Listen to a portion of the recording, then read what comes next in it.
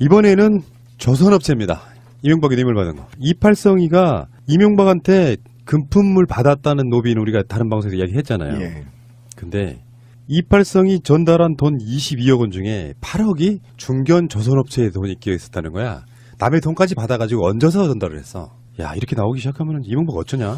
이 뇌물로만 따지면 이명박이 지금 일단 무기징역이거든요. 제가 박근혜 사랑에서 옮겨갔어요. 사랑하는 우리 MB 이렇게 바뀌었어요. 그 8억이 이제 중견이라고 얘기할 필요 없습니다. 그냥 성동 조선해양으로 밝혀지고 있습니다. 지금. 그러니까 아예 못을 박자고요. 왜 그러냐면 그 22억 중에 8억이 성동 조선해양에서 나왔다는 게 밝혀졌어요. 왜 그러냐면 돌려줬기 때문에 그래요. 이후에 이게 지금 청탁이 이상득, 이명박이 형 이상득이 전 의원 측에서 선박 수주나 경영난을 해소를 도움을 달라고 요청해서 이제 준 돈이거든요. 근데 이게 해결이 안 됐어요.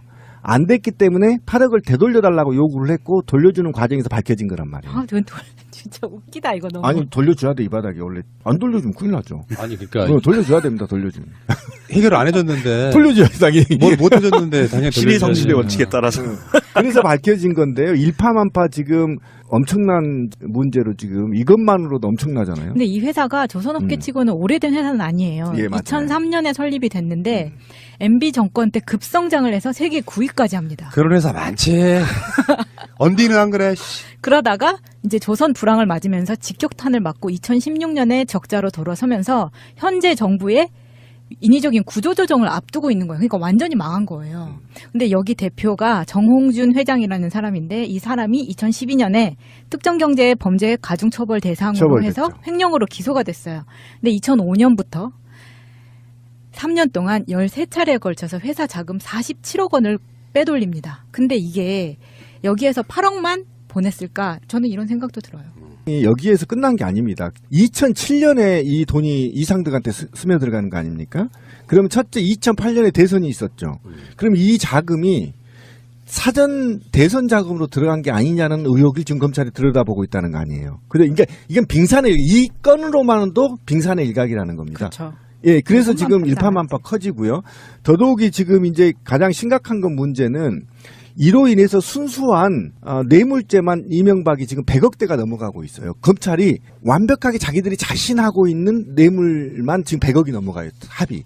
그럼 이 중형이 지금 예상되고 있는 상태여서 여기에서 한 발 더 나가면 아까 제가 말했던 이 자금들이 8억이니 20억이니 자금들이 선거 비용으로 스며들어갔다면 부정선거까지 개입이 되거든요. 굉장히 일파만파 커질 사건이어서 세간에 주목이 되고 있는 겁니다. 그러니까 뭐 이명박은 또 뇌물 받아가지고 선거 치르고 그 선거 치르고 나서 또 뇌물 받아가지고 치부하고 그런 식으로 계속 가는 거죠. 그렇죠. 네.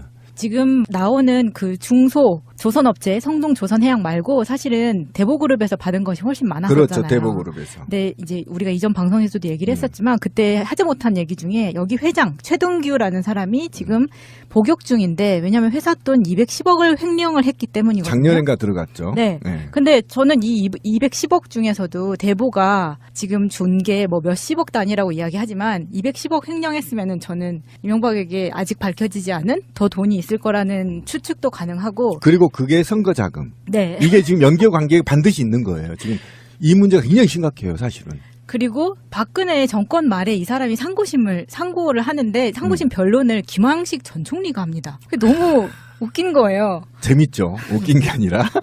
그리고 이 사람이 가지고 있는 이제 대보에서 가지고 있는 골프장이 서원밸리라는 컨트리 클럽인데 예, 맞아요. 여기는 전두환 쪽에서 매입을 하려고 했던 골프장이에요. 그러니까 이쪽이 다 연결이 되어 있는 거고 지금 대보그룹의 총괄 사장은 현기춘이라는 사람인데 김기춘 아니고? 네, 53년생. 이 사람이 고대 경영학과 졸업해서 현대그룹 구조조정본부 전무를 거쳐서 반도건설까지 나온. 그러니까 냄새 난다. 네, MB랑 다 연결이 되어 있는 거죠. 회사에서 나오는 이익금 이거를 그 이명박은 어떤 방식이냐면 협력사라고 자기가 차명으로 만들어 놓고 그렇지. 물건값을 겁나게 세게 줘버리는 거예요. 거기서 비자금 만들어가지고 우리가 말하는 세금 도피처 이런 데로 보내서 계속 부를 쌓고 그게 다시 그 권력을 유지하기 위해서 또 정치권의 일부는 뇌물로 상납하고 그렇죠. 그 순환이 계속되고 있는 그런 측면에 이명박은 정말로 본인 자체 성향이 좋은 먹잇감이었던 거지.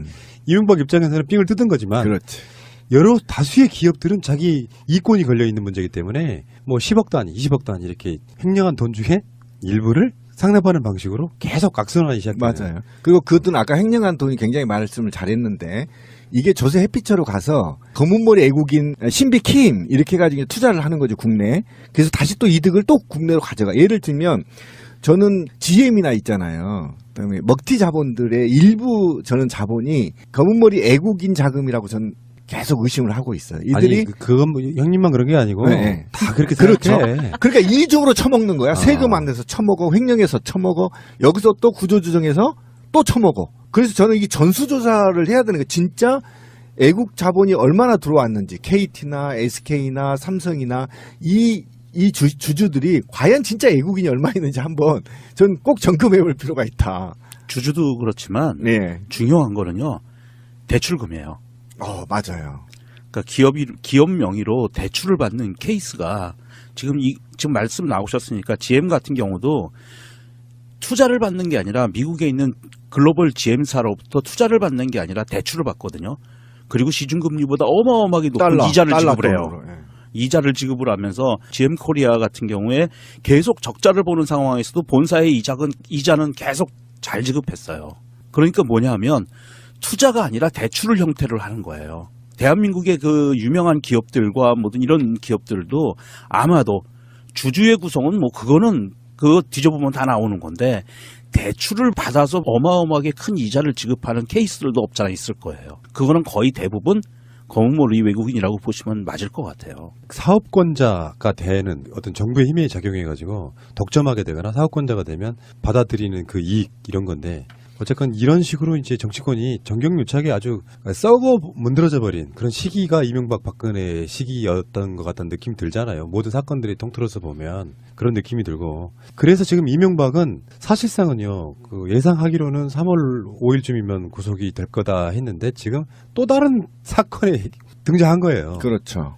이건 명확하게 증거가 있는 거잖아요. 국정원 뇌물이 아니라 이제는 사기업들로부터 뇌물 받아 챙긴 그렇죠. 정황이 드러나서 검찰에서는 부르자 했는데 또 다른 범죄가 또 드러나기 또 시작하니까 터져버린 거죠. 이명박의 소환 시기가 늦춰질 수도 있다라는 이야기가 슬슬 나오고 있는데 어쨌건 오늘이 3월 1일 목요일인데 내일이 금요일이고 토요일이고 일요일이고 하면 3월 5일이 월요일이거든요. 그 사이에 이명박은 어떤 식으로든지 불려갈지 아니면 조금 더 딜레이가 될지는 모르겠습니다만 조금 더 심사숙고해야 된다. 근데 방송은 오늘 나온 여론조사가 하나 있습니다. 예.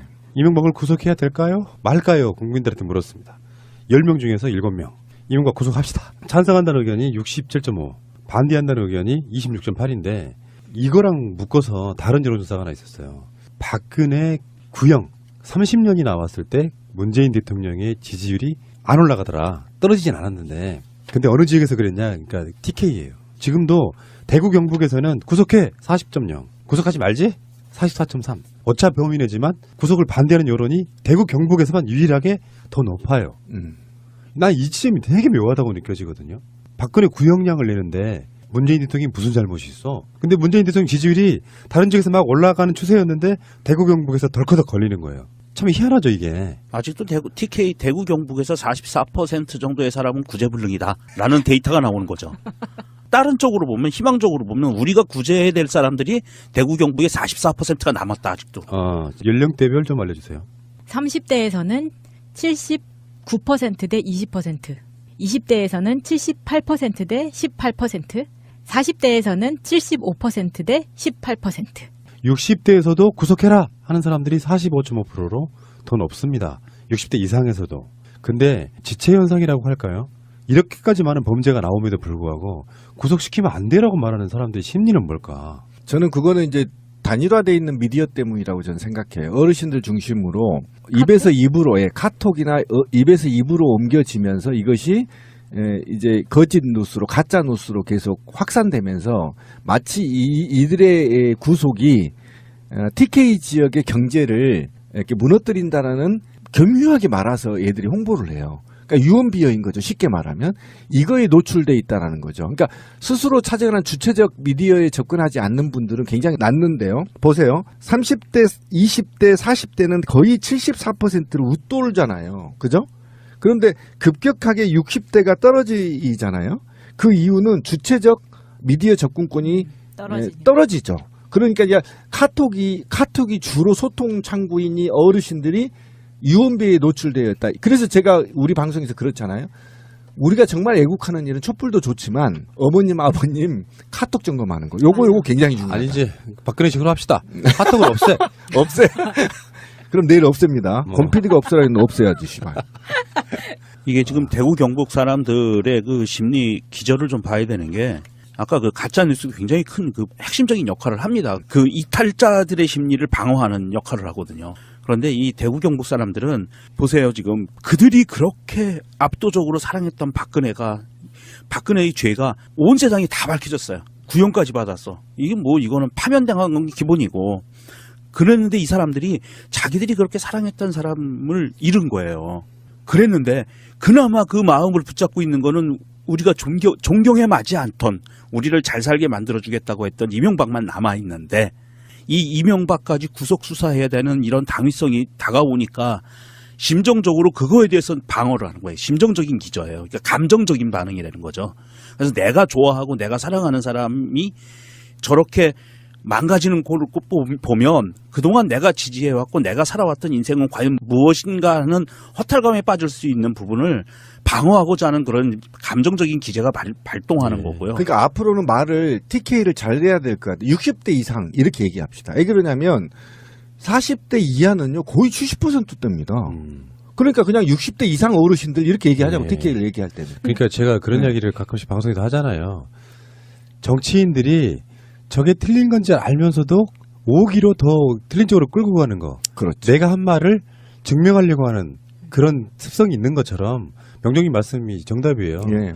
자기가 투표한 행위에 대해서 아직까지 인정하지 못하는 거예요. 잘못된 투표 행위였다는 걸 인정하지 못하고 관성 때문이죠. 어떤 심리가 하나가 더 깔려 있냐면 그러는 니들은 깨끗해? 세상의 모든 건 다 더러워. 그렇지. 그러니까 이명박이나 박근혜도 크게 죄진 거 아니야라는 심리가 깔려 있는 거고 아직 민주주의 국가에서 사실 만한 분들이 아니신 거죠. 세월이 밀어내는 수밖에 뭐 더 있겠어요? 그런데 젊은 세대들이 변하고 있죠. 네. 네, 통계를 보면 굉장히 훌륭하고요. 그러니까 이혼비를 제가 잠깐 얘기를 하면 제가 예전에 우리 방송에서 한 번 한 적이 있습니다. 리바이벌 하지만 선거 때 갔더니 대구에 친구를 놀러 갔더니 대구의 섬유 공장이 다 강주로 옮겼다는 겁니다. 이런 개 같은 유언비어는 이제 속지 말아야 됩니다. 반드시 확인해야 되는데 그런 유언비어들이 지금 선거판 이전에 굉장히 횡행하고 있다. 대구 지역에. 그래서 그러면 그 왜 누가 퍼뜨리냐 뻔한 거잖아요. 누군가가 정치적으로 이득을 얻기 위해서 퍼뜨린 거거든요. 그 유언비어를 찾아서 신고해 주라는 겁니다. 신고해야만 이 나라를 반듯하게 다시 만들 수 있다.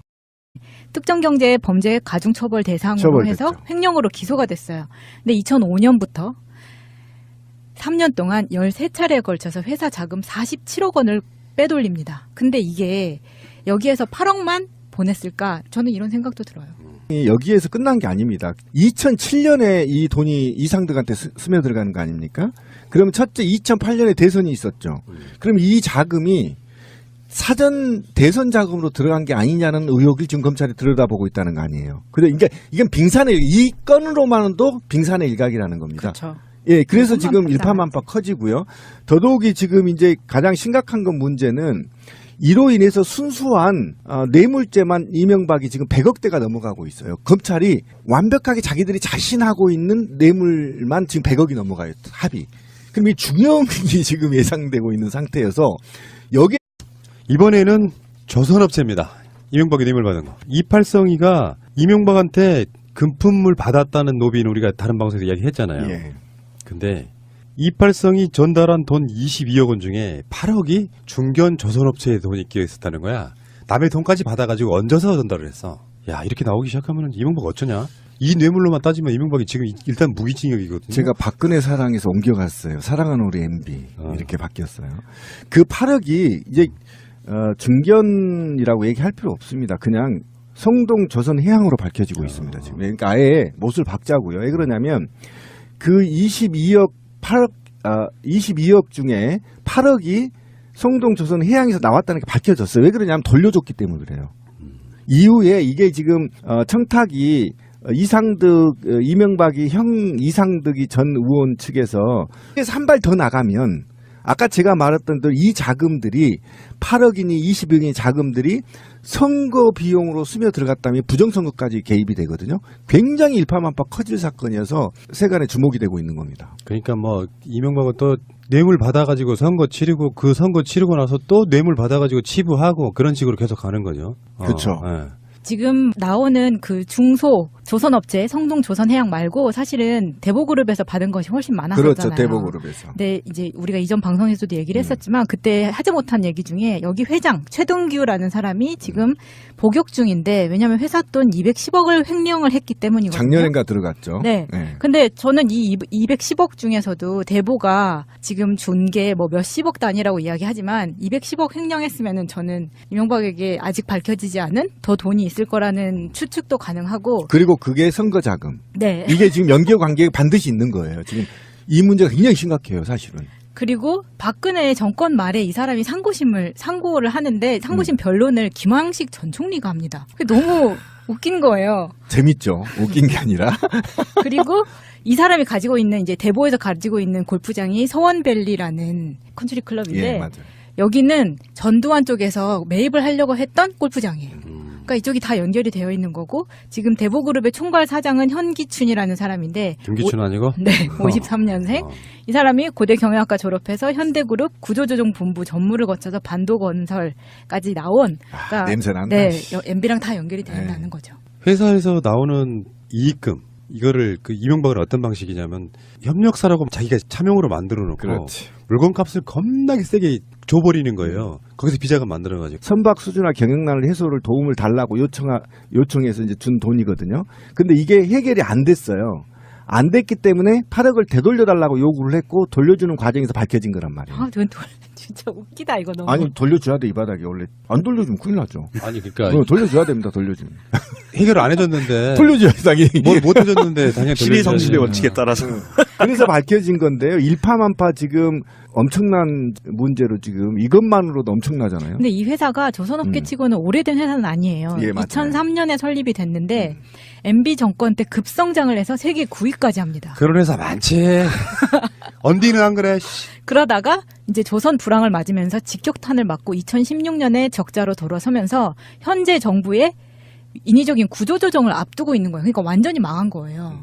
근데 여기 대표가 정홍준 회장이라는 사람인데 이 사람이 2012년에